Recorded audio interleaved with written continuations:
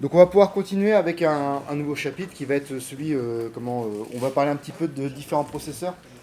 Ce chapitre-là, globalement, vous l'avez eu l'an dernier, que ce soit avec Hugo ou avec moi, en système embarqué. Ce chapitre-là, en fait, on l'avait évoqué pour parler des différentes architectures de processeurs que vous allez étudier au fil de votre formation. Donc il y a déjà les microcontrôleurs que vous avez étudiés l'an dernier. Là, on va parler du GPP. Au deuxième semestre, on va parler du processeur applicatif. On en parlera aussi en troisième année. Bref, voilà. L'idée, c'est de voir un petit peu toutes les architectures, sachant que là, on va vraiment se focaliser sur la partie GPP. Tout ce qui est DSP, tout ce qui est GPU, tout ça, vous verrez ça en 3 ans. Ok. Donc du coup, très rapidement, petit historique. 47, on a le transistor bipolaire, et puis 60, on a le transistor à effet de champ, le MOSFET. Euh, Jusqu'au milieu des années 90, ouais à peu près, les processeurs d'ordinateur étaient faits à base de transistors bipolaires. Et depuis le milieu des années 90, on est passé sur le MOSFET. Voilà. Le MOSFET, comment a un intérêt, c'est qu'en gros, il est facilement contrôlable avec une tension. Rappelez-vous le transistor, tout simplement. Vous venez contrôler un flux de courant grâce à un autre flux. Donc pour le MOSFET, c'est vous appliquez une tension entre la grille et le corps, et le substrat. Ou pour le bipolaire, vous venez contrôler le courant du collecteur en fonction du courant de base. Okay, vous avez la formule IC égale bêta IB. Voilà. Donc vous contrôlez un courant à partir d'un autre. Et ici, vous contrôlez un courant à partir d'une tension. Voilà. Donc on contrôle à partir d'une tension, c'est un peu plus simple. Surtout que nous, ce qu'on cherche, c'est pas moduler le courant, c'est juste faire du on-off. Okay, donc avec des jeux de tension, c'est beaucoup plus facile à manipuler. Et dans l'intervalle de temps, entre le bipolaire et puis le transistor à effet de champ, il y a également l'apparition du circuit intégré qui a fait son apparition, notamment avec Texas et Fairchild.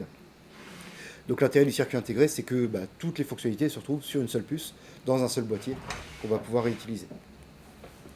Donc le premier processeur commercial, en tout cas, c'est le 4004, qui date de 71. Donc comment il est pas loin de la retraite, ce petit bonhomme. Juste pour vous donner, moi j'aime bien cette anecdote-là, on est parti sur la Lune sans avoir de microcontrôleur en gros. J'aime bien avoir ce petit comparatif-là. Alors en réalité, on avait quand même toutes les fonctions d'un ordinateur, mais qui étaient éclatées en fait en différents composants sur de grands circuits, voilà quoi.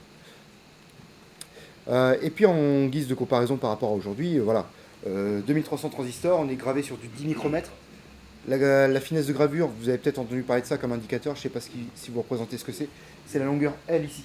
Donc c'est la longueur du canal, la longueur que traverse le courant en fait. Et donc voilà, on est sur du 10 micromètres. Aujourd'hui, on est de l'ordre du nanomètre, à peu près. On est sur un processeur 4 bits 16 broches. Son ISA, donc son jeu d'instructions, il y en a 45 dedans. C'est-à-dire qu'il y a le matériel correspondant pour faire réaliser ces instructions-là. Il y a du stock conditionnel, il y a appel de fonction, et puis on peut réaliser jusqu'à 90K IPS. Vous savez ce que c'est? Instructions par seconde, donc on est à 90 000 instructions par seconde. À l'époque, il coûtait 60 $. Vous pouvez encore le retrouver aujourd'hui sur eBay. À peu près 1000 $. Voilà. Parce qu'il faut trouver des machins comme ça qui sont encore fonctionnels aussi. Voilà. Ça explique un petit peu le prix. À quoi il servait ce 4004? Pour une machine à calculer qui travaillait avec un ensemble de composants. Donc on avait le 4001 qui était de la ROM, le 4002 qui était de la RAM, le 4003 qui était un registre à décalage. Le but de ce registre à décalage, c'était pour augmenter le nombre d'entrées-sorties artificiellement en fait. Voilà. Et si on regarde au final, on se retrouve avec une carte mère. On a le 4004 ici, on a la RAM qui se trouve à proximité, on a la ROM qui se trouve relativement proche, mais éventuellement un peu plus loin quand même. Et puis on a le 4003 ici, donc qui va venir étendre les entrées-sorties pour arriver à toute cette partie-là étant du coup tous les boutons de la machine à calculer. Voilà. Et du coup, voici à quoi ressemble le die du composant. Donc ce qu'on peut voir ici encore, c'est une photo au microscope. Ce qu'on peut voir ici, ce sont les pattes qui sont, les connexions en or qui vont se relier aux pattes du circuit intégré, aux broches du circuit intégré. Donc on a la connexion ici qui se trouve entre le circuit intégré, le boîtier, et puis le die de silicium ici. Alors là-dedans, qu'est-ce qu'on peut retrouver? On peut retrouver, on peut pas retrouver, on va mettre en comparaison un processeur relativement récent Donc ce processeur relativement récent, 13e génération, je n'ai pas mis à jour depuis, j'essaie de le faire chaque année, mais voilà, ça fait un petit moment. Où là, on est à 7 nanomètres de gravure. Donc 7 nanomètres, rendez-vous compte, c'est à peu près 70 atomes de longueur sur votre longueur de grille. On a 24 cœurs, dont certains qui sont hyper threadés, ce qui fait qu'on arrive à 32 threads. On y reviendra éventuellement. Et puis voilà, par contre on arrive à 125 watts quand même de consommation pour cette bête-là. Autant dire que j'ai pris quand même un processeur ici comme exemple qui est orienté un petit peu patate. Alors, les différentes architectures, il y en a plusieurs. Aujourd'hui, on va considérer ces architectures-là avec le MCU, donc le microcontrôleur que vous avez vu en première année, le GPP qu'on va voir nous aujourd'hui, donc le General Purpose Processor. Entre les deux, on a le AP, processeur applicatif. Et puis d'un autre côté, on va parler de FPGA, DSP, GPU. Et en fait, pourquoi je dis d'un autre côté? Parce qu'on va avoir des processeurs qui vont être orientés contrôle, supervision, et des processeurs qui vont être orientés calcul, algorithmique. Okay, donc ces processeurs-là vont être spécialisés, c'est-à-dire qu'on va les faire travailler pour le calcul, ils vont très bien le faire, par contre, ils ne vont pas forcément être très bons pour faire autre chose que du calcul. À côté de ça, le MCU, le processeur applicatif, le GPP sont des architectures généralistes, donc qui peuvent tout faire. Par contre, ça va soit leur prendre du temps, soit leur prendre beaucoup de consommation électrique, soit très souvent les deux. Et donc tout ça, ça fait que voilà, on va avoir des architectures généralistes opposées aux architectures spécialisées, avec éventuellement entre-temps, entre les deux, des architectures hybrides. Typiquement les SoC, System on Chip, vous allez les retrouver sur un seul chip, dans un seul circuit intégré, avec éventuellement deux puces côte à côte. Quelque chose que vous n'avez pas fait encore aussi. Tiens, d'ailleurs, je sais pas, vous avez fait du FPGA un petit peu? Ouais. Voilà. Donc ça, c'est un enseignement qui arrive en 3 ans normalement, qui est System on Chip, c'est-à-dire que sur le FPGA, vous voyez, hein, vous pouvez mapper des portes logiques, faire tout votre circuit un petit peu comme vous le souhaitez. Et ben, qu'est-ce qui vous empêche de flasher sur votre FPGA un microcontrôleur, un CPU en tout cas? Et en fait, voilà, en 3e année, vous ferez ça, vous allez flasher un CPU, et donc vous allez avoir votre CPU custom maison qui va tourner en plus de votre circuit logique que vous aurez également implémenté. Et donc là, on arrive sur un système on chip. Voilà. On a également, dans la même veine que les systèmes on chip, les systèmes on board, typiquement une carte mère. Vous avez sur la même board un processeur généraliste qui est le GPP et un processeur spécialiste qui est le GPU. Voilà. Et donc ouais, votre ordinateur, clairement, il se retrouve ici. Et donc, aujourd'hui, moi, je vais me focaliser uniquement sur les architectures généralistes. Peut-être qu'en 3A, vous parlerez des architectures spécialisées. Voilà.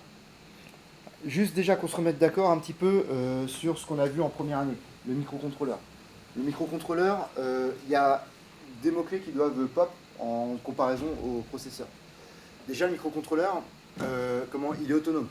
Vous n'avez pas besoin de rajouter de RAM, vous n'avez pas besoin de rajouter de ROM. Tout est là. Okay, il a même de très nombreux périphériques en interne. Contrairement à un processeur de PC, on y reviendra, mais vous êtes obligé de rajouter de la RAM en externe sur la carte mère, vous êtes obligé de rajouter du stockage de masse en externe, les périphériques se trouvent sur la carte mère et non dans le processeur. Donc vous devez rajouter plein de choses en externe sur le GPP par opposition au microcontrôleur.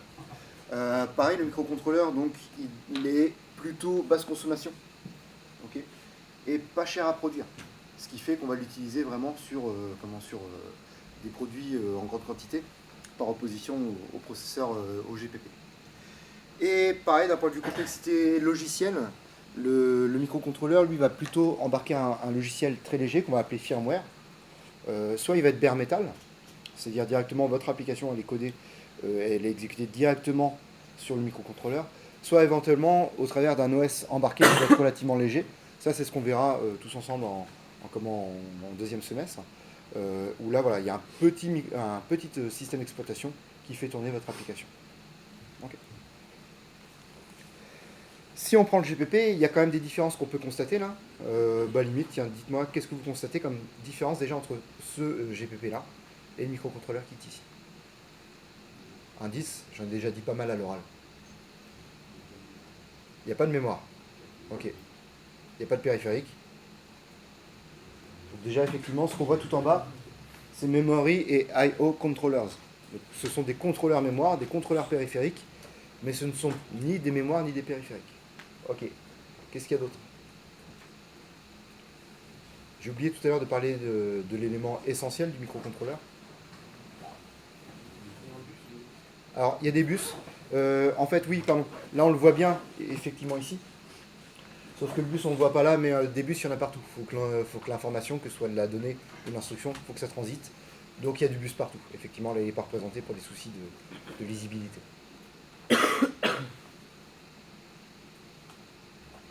Sur le microcontrôleur, là, vous avez un seul CPU. Là où les GPP vont avoir tendance à en posséder plusieurs. D'accord. Alors attention, un GPP, c'est pas seulement 2 CPU. C'est encore une fois, c'est une illustration, ça peut être beaucoup plus. D'ailleurs, sur le processeur que je vous ai montré juste avant, il y en a 24. Okay. Et il existe également certains microcontrôleurs qui vont avoir 2 CPU. C'est pas rare. Okay. Voilà. Mais globalement, on va quand même être plutôt sur le microcontrôleur sur des applications monocœur, enfin sur des architectures monocœur, là où sur des GPP, on va être du massivement multicœur. Ok. Qu'est-ce qu'il y a d'autre? Ou qu'est-ce qu'il n'y a pas d'autre? En l'occurrence, c'est plutôt qu'est-ce qu'il y a d'autre? Ouais. On a du cache. On a des caches ici. Ok. Alors les caches, attention, les caches, ce n'est pas de la mémoire. D'accord? Parce que vous ne pouvez pas accéder aux caches directement. La cache, donc les caches mémoire, ce sont des mécanismes d'accélération, d'accès à la donnée. D'accord? Donc ils sont là, ils vont être remplis, les caches, pendant le fonctionnement du processeur. Mais une fois que le processeur est éteint, il n'y a plus rien dans la cache. Et vous me direz, c'est pareil avec la RAM. Okay. Sauf qu'en fait, la RAM, d'un point de vue du microcontrôleur, est directement accessible par le microcontrôleur. Okay. Les caches sont des petites zones tampons, on y reviendra un petit peu plus tard, qui sont là pour accélérer, mais qui ne sont pas directement adressables. Tout est géré matériellement pour la cache. Ok. Donc voilà, globalement, effectivement, la RAM, elle est externe, la mémoire de masse, elle est externe, les périphériques, ils sont externes. Par contre, on va arriver sur des architectures avec plusieurs cœurs. Alors, ce que j'appelle cœur, ça va être l'association de CPU et des caches qui sont associées au CPU. Là, dans cet exemple-là, pareil, j'ai pris seulement 2 niveaux de cache. En réalité, on est plutôt sur 3 niveaux de cache sur les processeurs actuels. Et donc, il y a des caches, comme ici, par exemple, dans ce schéma-là, la L2, qui vont être communes à tous les CPU. Okay. Et d'autres caches, comme la L1 ici, qui va être propre à chacun des CPU. Okay. Et ce bloc de données, enfin ce bloc de matériel qui est propre à un seul CPU, on va appeler ça un cœur. Okay. Donc en réalité, sur les architectures modernes, la L1, la L2 et le CPU forment un cœur, et la L3 va être commune à tous les cœurs. Et puis là, on a le processeur applicatif. Donc le processeur applicatif, c'est plutôt celui qu'on va retrouver dans les téléphones, par exemple. Qu'est-ce que vous pouvez me dire là-dessus? Ouais. Il y a un GPU intégré. Il y a de la mémoire intégrée. Okay. Donc on va dire point commun avec le microcontrôleur, le MCU. Ok. Il y a plusieurs CPU aussi. Point commun avec le... Ok, un point partout. On continue? Ouais. Il y a des périphériques. Point commun avec le microcontrôleur. Qu'est-ce qu'il y a d'autre? Des caches. Point commun avec le GPP. Ok. Il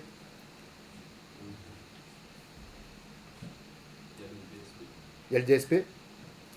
Pour l'instant, qui n'appartient ni au microcontrôleur ni au GPP par rapport à ce qu'on a vu avant. Ouais. Il y a un contrôleur mémoire, donc ça c'est point commun avec le GPP. Pareil, il y a un contrôleur de périphérique, enfin un contrôleur d'entrée-sortie, pardon. Ok.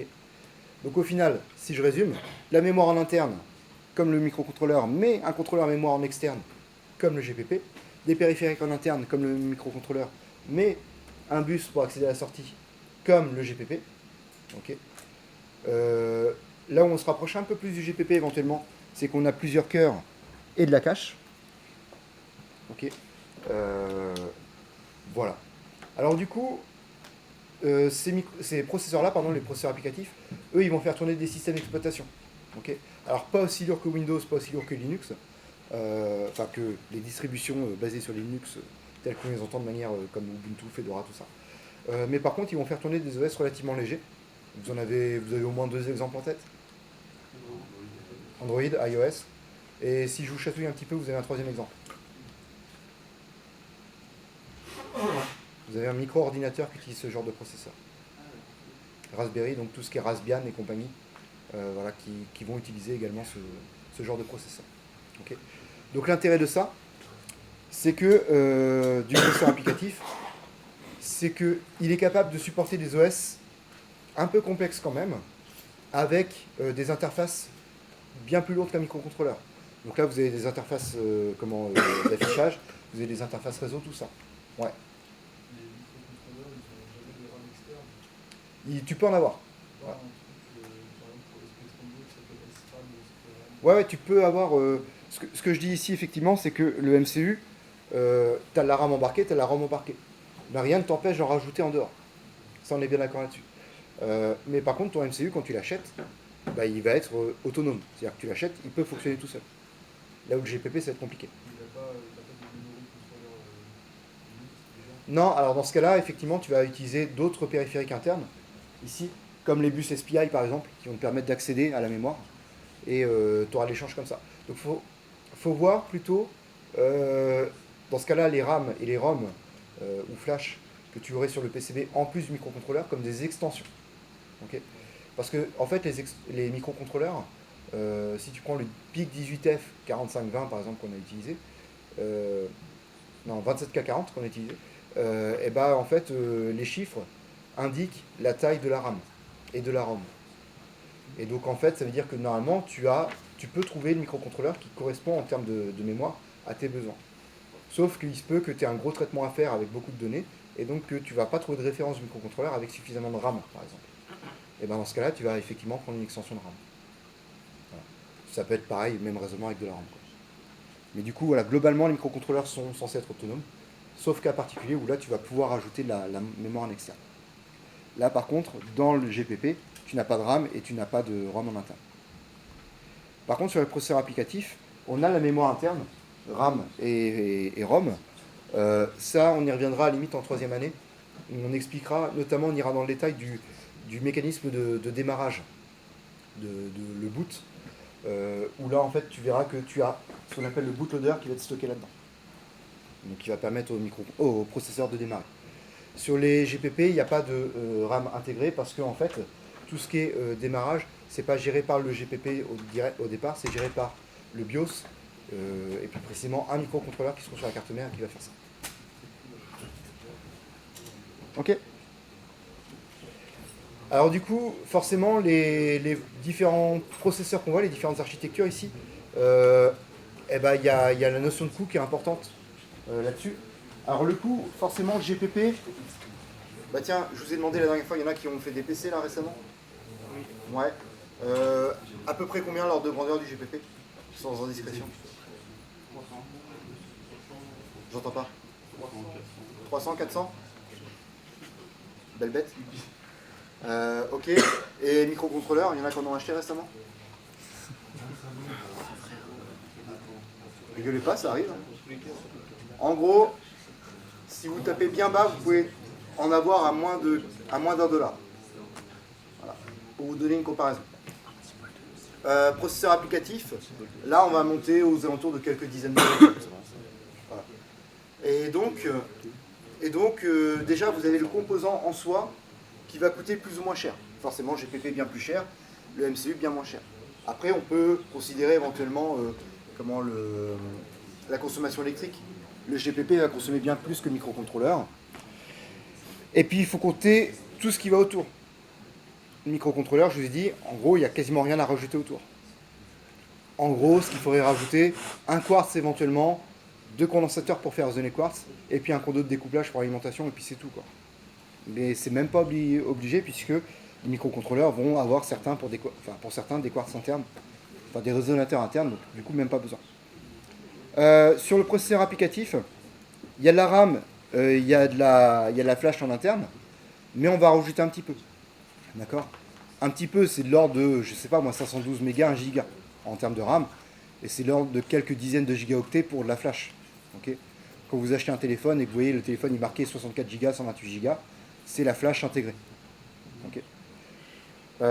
Et pour le GPP, là, par contre, on va devoir ajouter la RAM en externe. La RAM, on va partir sur du 16 Go, du 32 Go.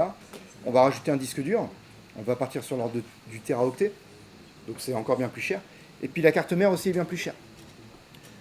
Pourquoi la carte mère va être bien plus chère sur un GPP que le PCB d'un microcontrôleur? Il y a différentes raisons. Déjà, il faut mettre tous les périphériques dessus. Ok, contrôleur réseau, contrôleur audio, contrôleur vidéo, tout ça. Ouais. Elle est modulaire? Elle est modulaire, ouais, c'est une carte de...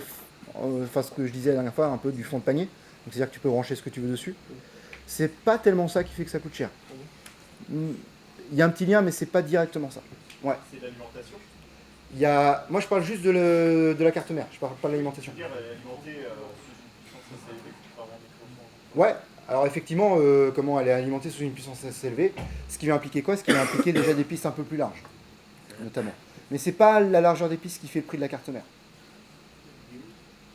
Il y a le BIOS, c'est du microcontrôleur, hein, donc ça coûte pas beaucoup, ça coûte pas très cher.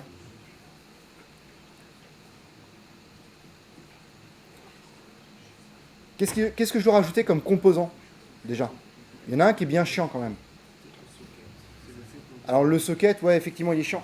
Si je vous parle de package de circuits intégrés, le DIP ou le DIL, Dual Inline ou Dual In Package, c'est comme le PIC 18 qu'on a utilisé. C'est-à-dire du format traversant avec 2 rangées, Dual Inline. Okay. Vous avez aussi du SOIC. C'est la même chose, mais en CMS, composant monté en surface. En anglais, on dit SMD, Surface Mount Device. Mais là, pour les processeurs de PC, déjà, on est en BGA. BGA, vous savez ce que c'est? Ouais, Ball Grid Array. Donc, vous avez une matrice de billes. Donc, effectivement, elles n'arrivent pas en dessous. Et bah, si j'ai un composant comme ça, avec plein de billes en périphérie, mais aussi plein de billes au centre, comment je fais pour router ça? Il faut faire plusieurs couches. Okay. Donc là, vous arrivez avec un circuit en plusieurs couches, multicouches, qui fait que déjà, ça coûte plus cher. Okay. Donc déjà, première raison pour laquelle le PCB coûte plus cher, le PCB, la carte mère, coûte plus cher qu'un PCB classique. Deuxième raison, il reste un autre composant qui est bien chiant à router. La RAM. Pourquoi la RAM c'est chiant à router? Il faut que toutes les pistes qui partent du processeur et qui vont jusqu'à la RAM fassent la même taille. Donc là, typiquement, vous avez votre RAM qui est ici, vous avez votre processeur qui est là. Comment est-ce qu'on va faire pour faire en sorte que la piste à l'intérieur elle soit de même taille que la piste à l'extérieur? Et bien en fait, on va faire ça. On va faire des créneaux un petit peu partout, de sorte à ce que la longueur totale de la piste soit identique, qu'on soit à l'intérieur du virage ou à l'extérieur du virage. Okay. Alors, c'est pas des créneaux dégueulasses comme j'ai fait là. C'est censé être un peu plus propre, mais vous avez l'idée. Mais du coup, ça nécessite des logiciels de routage qui sont un peu plus complexes, et donc peut-être un peu plus payants. Voilà. Et ça nécessite aussi des ingénieurs dédiés à ça.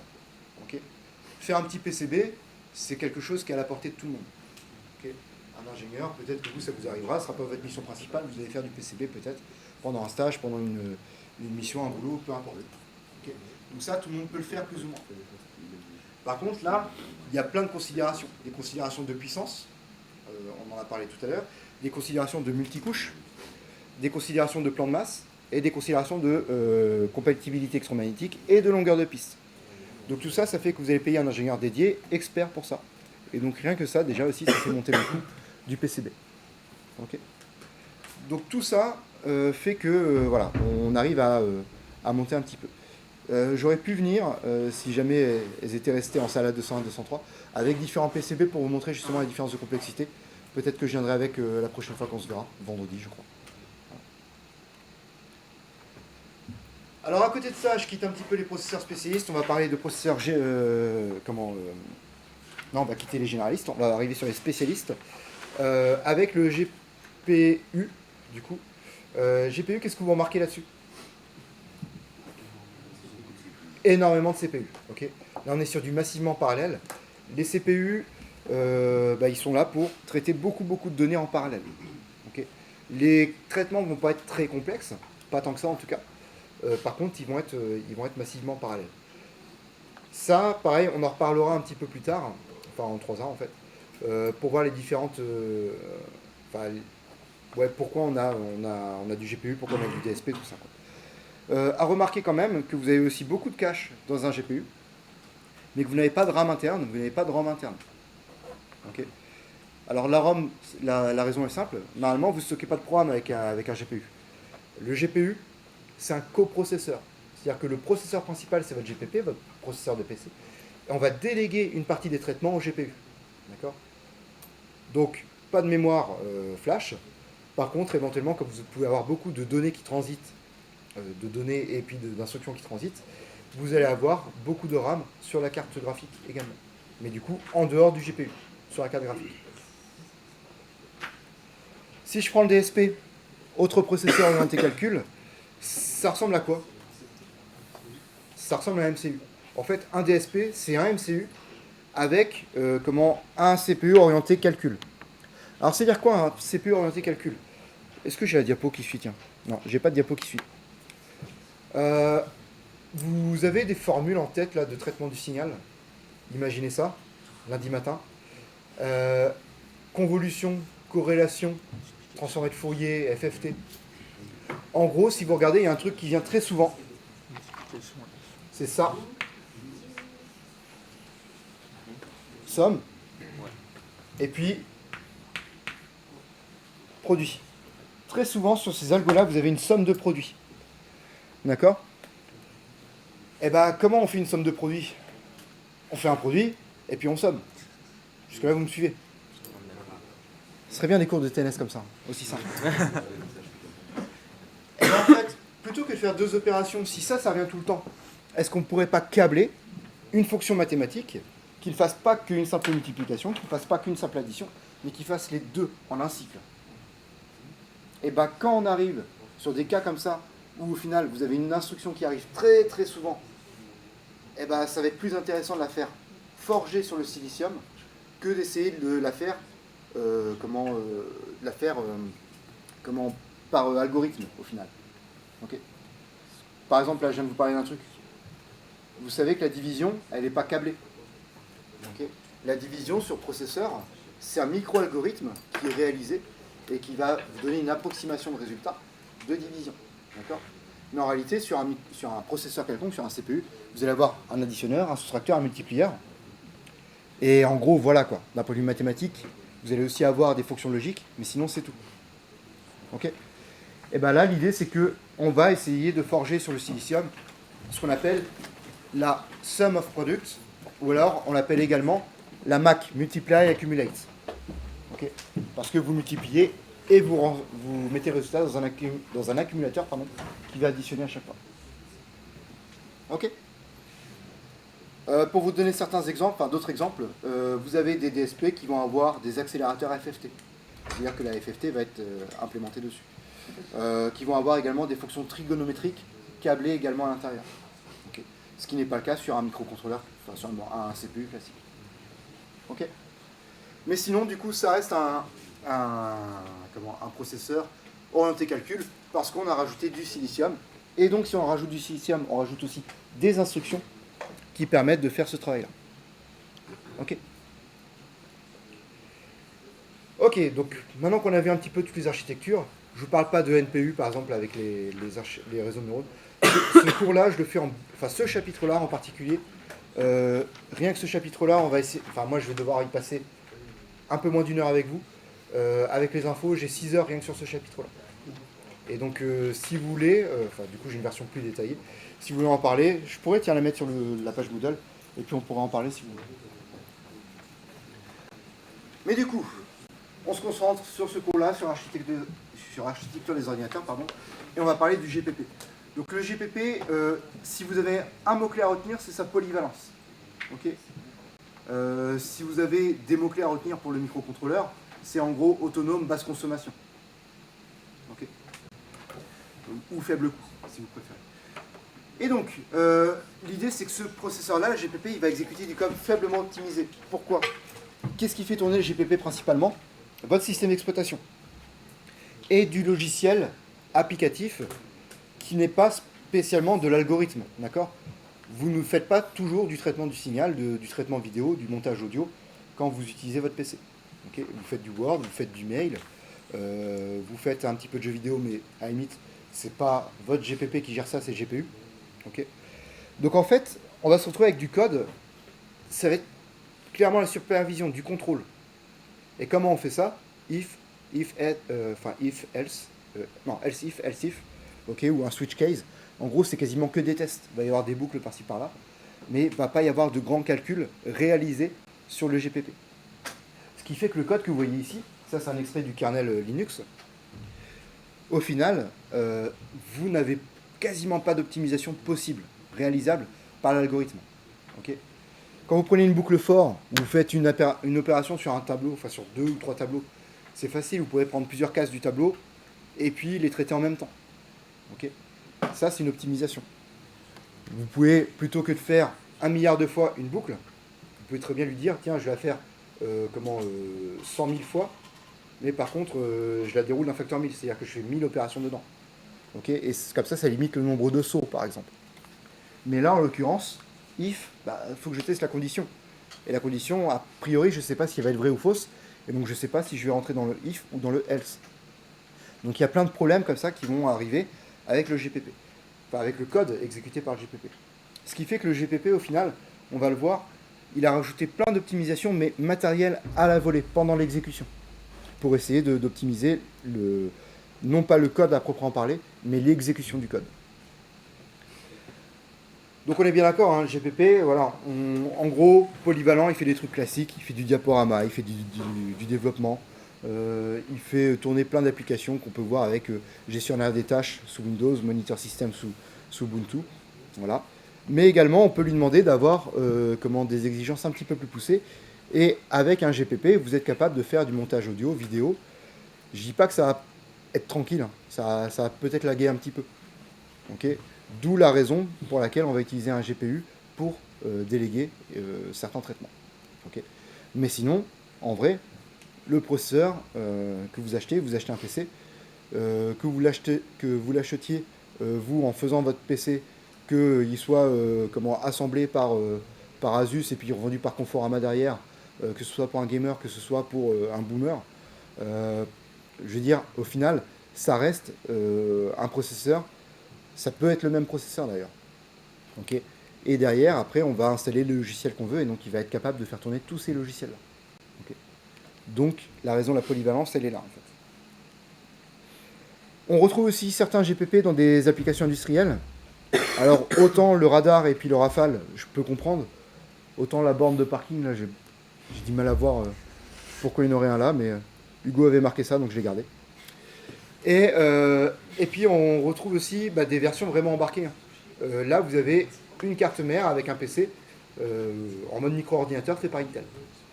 Donc voilà. De la même manière, maintenant, vous avez aussi de plus en plus de GPU qui commencent à se faire pour l'embarquer. La raison est simple, l'IA. Voilà. Et donc voilà, vous avez plein de solutions à base de GPP et de GPU qui commencent à émerger pour l'embarquer. Avec comme contrainte quand même la consommation énergétique. Alors forcément, actuellement, c'est Intel qui est leader du marché du GPP. Depuis le 4004, en fait, en 71, ils ont pas mal évolué. Ce qui va nous intéresser, c'est surtout... Hop, je vais arriver là. Il y a différentes évolutions technologiques, mais ça, à la limite, je pourrais vous en reparler. J'ai fait ma thèse là-dedans, mais en vrai, sinon, ça n'a rien à voir avec l'enseignement. Mais du coup, sinon, c'est qu'est-ce qui va nous intéresser là? Hop, je vais avancer un petit peu. Ça va être ça. Donc le 4004, processeur 4 bits, on arrive avec le 8008, processeur 8 bits. Et donc du coup le 16 bits, ça va être le 16016, ouais, normalement. Non, on arrive au 8086. Alors le 8086, c'est le premier processeur qu'on va appeler x86. Le x86, vous voyez, ça finit par 86, donc tout ce qui finit par 86, c'est ça. Et du coup, ça a créé ce qu'on appelle le jeu d'instruction x86, qu'on a plus tard rétro-appelé x86-16. Okay. Alors pourquoi? Parce qu'en fait, le jeu d'instruction x86, dont vous avez sûrement entendu parler, d'ailleurs, si vous avez navigué un petit peu dans les dossiers Windows, vous avez un programme files et un programme files x86. Vous devriez même avoir un... Non, c'est tout. Sinon l'autre c'est système et 632. Ok. Alors du coup, j'avance un petit peu. En 85, on a le 386, qui est un processeur 32 bits. Et c'est lui vraiment qu'on a commencé à appeler x86. Voilà. Mais comme il est rétrocompatible avec le processeur 8086, on a décidé de l'appeler lui le x86-32 et à ce moment-là de renommer le 8086 en x86-16. Okay, c'est le même jeu d'instructions, mais c'est pas la même taille par défaut du bus d'instruction et donc des instructions. On avance un petit peu. On a le Pentium qui est le premier processeur super scalaire. Peut-être que j'en reparlerai un petit peu. Enfin oui, j'en reparlerai un petit peu. Le Pentium 4 qui est un premier processeur multi-cœur cette fois-ci.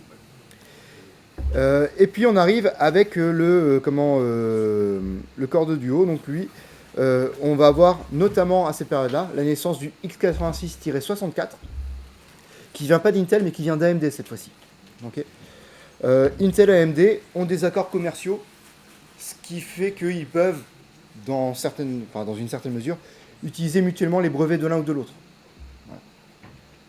Il y a une raison, à mon avis, c'est que ils ont dû se mettre d'accord, puisque ce sont deux géants américains. Voilà. Et donc voilà, l'idée c'est qu'ils roulent sur tout le monde, quoi. Voilà. Donc voilà. Et donc, qu'on soit bien d'accord, au final, le jeu d'instructions Intel et AMD sont compatibles, à quelques exceptions près, notamment pour des instructions d'optimisation. Mais du coup, ils sont compatibles. Donc, AMD utilise le jeu d'instructions x86 hérité d'Intel. Et je vais même aller plus loin. Votre processeur d'aujourd'hui, celui que vous achèterez parce qu'il est sorti demain, par exemple, il sera, logiquement, d'architecture x86-64. Okay. Et ben en fait, il est capable de faire tourner du code qui est tourné sur certains processeurs en 71. Pourquoi ? Parce que le x86-64 est rétrocompatible x86-32, qui lui-même est rétrocompatible x86-16. C'est une des raisons pour laquelle les processeurs Intel et AMD, si on regarde d'un point de vue énergétique, ce sont des grosses bouses. Ce sont les processeurs qui consomment le plus de watts par instruction. Okay. Et de loin, les SAT, vous ferez ça en 3A. On fera un petit calcul avec du DSP, on fera le même calcul avec GPU Intel, le même temps d'exécution, et un facteur 10 sur la consommation électrique. Et donc voilà, ouais, effectivement, on y reviendra, mais en gros, pour des soucis de rétrocompatibilité, eh ben les processeurs Intel AMD, ils sont juste énormes aussi. Et voilà, en gros, pas de grande révolution depuis 2006 en termes de conception des processeurs. Il va y avoir des nouvelles choses qui sont rajoutées, typiquement des instructions avec du NPU intégré aux composants, donc avec de l'IA qui se rajoute.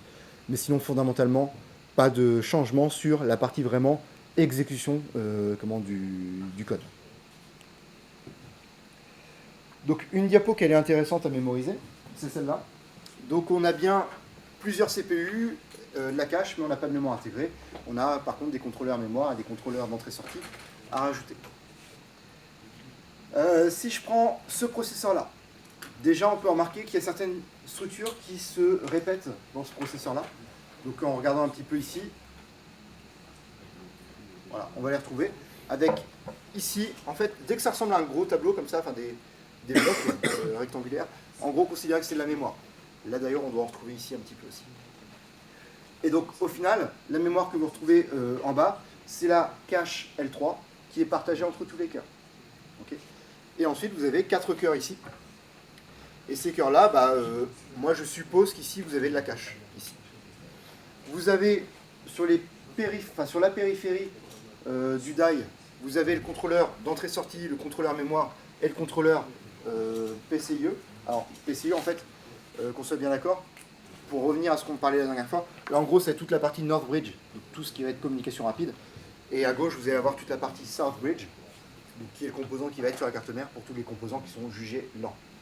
Et puis vraiment le memory controller pour accéder directement à la mémoire principale, puisque en gros, le gros problème, la grosse contrainte qui fait que l'exécution est limitée en termes de vitesse, c'est l'accès à l'information, c'est l'accès à la RAM. Voilà. D'où la naissance des caches, on y reviendra un petit peu plus tard.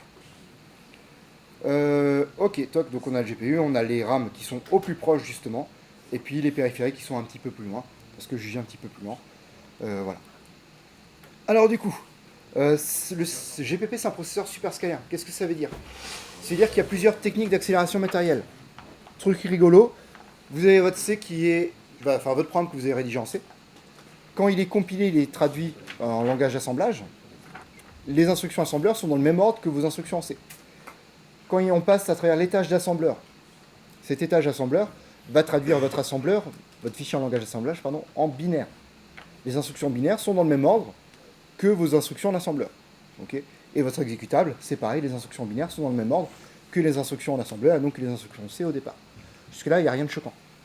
Par contre, votre processeur, quand il va exécuter le programme, il va exécuter les instructions dans le désordre. Pourquoi? Parce qu'il va se rendre compte que les instructions numéro 1, 2 et 3, au final, elles sont décorrélées. Il n'y a pas de dépendance entre ces trois instructions-là. Et au final, le registre qui est nécessaire pour l'instruction 1 et 2, il est déjà occupé. Donc au final, on va exécuter l'instruction 3 d'abord. Voilà. Et ça, en fait, ça dépend. Ça dépend de quoi? Ça dépend des autres cœurs et des autres programmes qui sont déjà en train de tourner sur votre PC.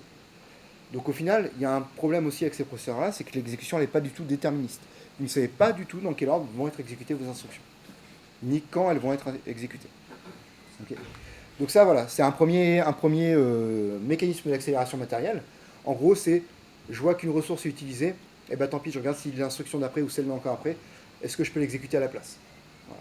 Donc au final, c'est une optimisation à la volée. Autre chose, c'est la prédiction au branchement. Alors, pour ça, il faut que je reparle un petit peu du pipeline. Déjà, le pipeline, c'est OK pour vous ou pas? Qu'est-ce qu'on a comme étage de pipeline par rapport à ce qu'on vous a appris l'an dernier? Il y en a 4. Heureusement que je vous demande si c'est OK. Hein. Ouais, j'ai entendu. Fetch, décode, execute, write back. OK. Fetch, ça veut dire quoi? Chercher en mémoire. Chercher quoi? L'instruction. En mémoire, quelle mémoire? Ouais, mémoire programme. Ok. Et quand je vais la chercher, je la mets où? Presque pas. Enfin, un registre qu'on va appeler le registre d'instruction, qui est un registre du CPU. Donc effectivement, fetch, je suis le CPU. Alors je vais chercher quelle instruction d'ailleurs? C'est encore une histoire de registre. Je vais chercher quelle instruction? Il y a un registre spécial, ouais. Le compteur d'instruction Le programme counter, ou qu'on appelait sur le PIC18 le instruction pointer. Okay. Donc mon compteur programme, il contient une adresse d'instruction. Je vais chercher cette instruction-là dans la mémoire programme. Je la ramène au niveau du processeur, du CPU, et je la stocke dans un registre qu'on va appeler le registre d'instruction. Voilà. Donc pour l'instant, je vais chercher l'instruction. Ensuite, décode. Qu'est-ce que je fais avec ça? Qu'est-ce que ça fait le décode? Ça cherche à comprendre effectivement le code binaire de cette instruction-là, mais pourquoi? pour activer les bons périphériques. Pour activer les bons périphériques ou les bonnes fonctionnalités de l'ALU, par exemple. En gros, vous savez, un ALU, c'est que du multiplexeur, quoi. Okay. Donc activer les bonnes portes. Okay. Ensuite, execute. Voilà, j'exécute. Et write back, ou store, on appelait aussi comme ça. Je ramène dans la mémoire. Ok. Mais vous savez bien que si j'exécute ces 4 étapes pour chacune des instructions, je ne vais pas attendre d'avoir fait les 4 étapes pour aller chercher l'instruction numéro 2. Donc je fetch, au premier cycle, je fetch l'instruction 1. Au deuxième cycle, mon instruction 1, je vais pouvoir la décoder et j'en profite pour fetch l'instruction 2. Au troisième cycle, j'exécute l'instruction 1, je peux décoder l'instruction 2 et je vais fetch l'instruction 3, et ainsi de suite. Okay, ça, c'est le pipeline. Dans les processeurs modernes, on a un pipeline qui est en réalité à 16 étages à peu près, 16-20 étages. Okay. Intel était monté jusqu'à 32, mais en fait, il y a des problèmes avec le pipeline. Parce que ça veut dire qu'en gros, je suis en train d'exécuter une instruction, je peux avoir, je sais pas moi, 10 instructions d'avance dans mon étage de fetch, okay, par rapport à celle que je suis vraiment en train d'exécuter. Et si ce que je suis en train d'exécuter, c'est un if, j'ai mon résultat donc. C'est-à-dire que je suis allé chercher toutes les instructions qui suivaient le if, sauf que mon test, en réalité, il va me renvoyer faux. Donc ce n'est pas les instructions du if qui m'intéressaient, c'est celles du else. C'est-à-dire que je vais devoir purger le pipeline, ok, pour à la place aller rechercher les instructions du else. C'est ce qu'on appelle la purge. Et ça, au final, bah, ça nous fait perdre du temps.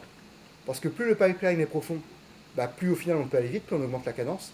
Mais par contre, dès qu'on s'est gouré, il faut vider le pipeline et ça prend plus de temps. Ok. Donc qu'est-ce qu'on va faire? On va faire des outils de prédiction en branchement. En gros, on va faire des stats. Parce que votre code, il va s'exécuter en boucle, en gros. Ok. Et on va regarder le if là en particulier. Sur les 100 dernières fois que tu es passé dessus, combien de fois tu es rentré dans le if, combien de fois tu es rentré dans le else. Si à 90% des temps, tu es rentré dans le else, eh ben, on va considérer que le pipeline, il ira charger par défaut ce qui se trouve dans le else plutôt que ce qui se trouve dans le if. Okay. L'idée, c'est d'optimiser un petit peu. Alors, il y a d'autres stratégies d'optimisation comme ça, notamment pour les boucles for ou while. On va considérer qu'on reboucle quoi qu'il arrive. D'accord? C'est le principe d'une boucle, hein, c'est qu'on la réalise plusieurs fois. Donc, on va considérer ça. Pour les if et les else et les switch cases, c'est plus compliqué. Alors, on a un étage d'exécution risque-like, même si le jeu d'instruction est CISC. Ok. C'est-à-dire quoi ça? C'est-à-dire quoi risque? C'est-à-dire quoi CISC?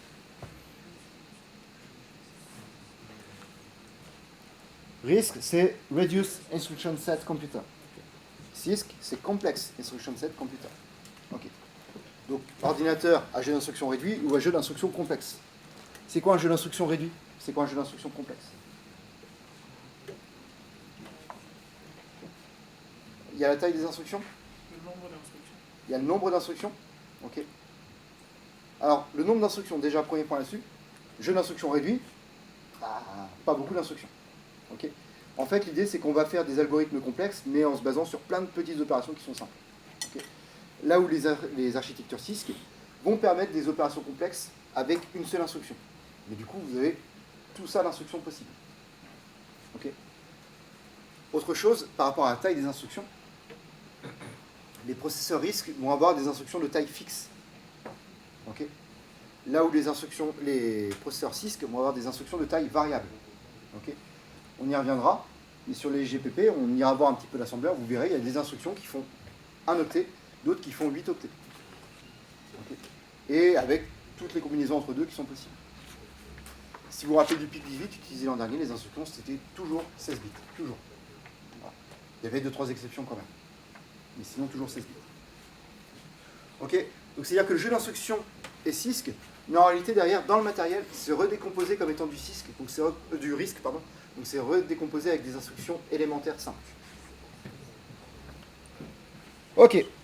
Je prends le die là, une puce de silicium, de GPP, pardon, juste pour vous montrer un petit truc. Déjà, ce qu'on peut voir, c'est que les cœurs, ça représente un quart de la surface de silicium, même pas. Ok. Qu'est-ce que vous avez? Vous avez forcément la communication ici, contre la mémoire, la communication ici, vous avez la cache qui se trouve là, et vous avez des cœurs ici, sur les côtés. Ok. Donc, en gros, déjà, les cœurs, c'est même pas un quart de la surface du silicium. Ensuite, si je vais zoomer sur un cœur, il y a des choses qu'on va retrouver. Il y a ici le fetch. Je vais chercher les instructions. Ensuite, il va y avoir le decode. Et ensuite, il va y avoir le execute. Okay. Donc là, on retrouve le pipeline d'exécution dont on a parlé. Mais le reste, c'est quoi? Là, on a la L2. Okay. Donc, c'est un mécanisme d'optimisation pour accéder plus rapidement à l'information. On a l'unité de pagination. On en reparlera. C'est un mécanisme d'optimisation de gestion de la mémoire. On a l'unité de prédiction de branchement. On vient d'en parler. C'est ce qui permet d'optimiser le fait d'éviter les purges du pipeline. Qu'est-ce qu'on a ici? On a memory ordering. Et là, pareil, on doit l'avoir out of order scheduling. Donc, on a un ordonnanceur qui vient nous gérer l'exécution dans l'ordre ou dans le désordre des instructions. Okay. Donc au final, si on regarde, là pareil, si je prends juste vraiment le fetch, sachant que dedans il y a de la L1, donc encore une fois de l'optimisation, mais si je prends juste le fetch, le décode et l'exécution, je suis allé à un tiers de la surface du cœur. Okay. Donc ça veut dire quoi? Ça veut dire que vraiment en termes de puissance de surface d'exécution, un tiers, fois à peu près un quart, on a dit, du die total. Donc c'est vraiment très très petit en termes vraiment de surface utile d'exécution.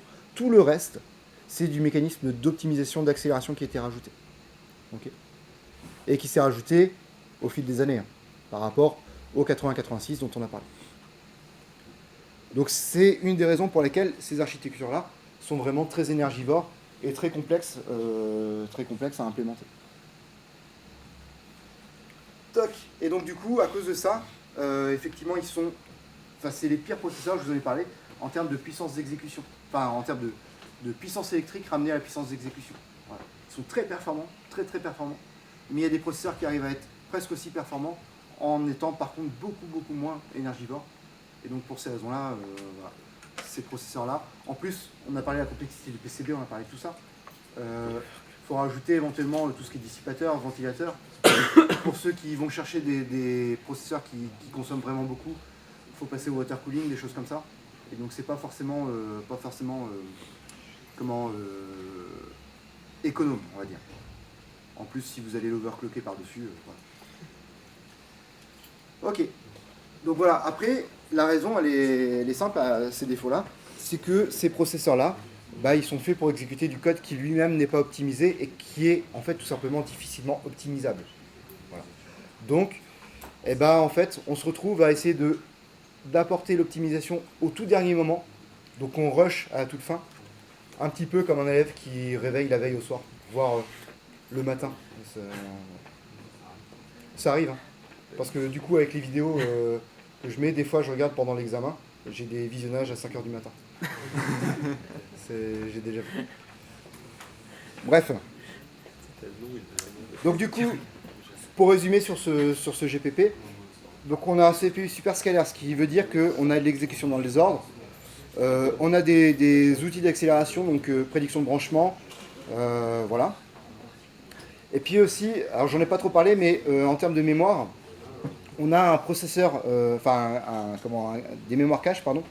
Donc l'idée, ça va être d'accélérer l'accès à la mémoire, mais je crois que ça, à la limite, j'en reparlerai un petit peu plus tard. D'un point de vue marché, tiens, on va pouvoir regarder vite fait parce que j'ai pas remis ça à jour forcément. Toc. Allez. Voilà.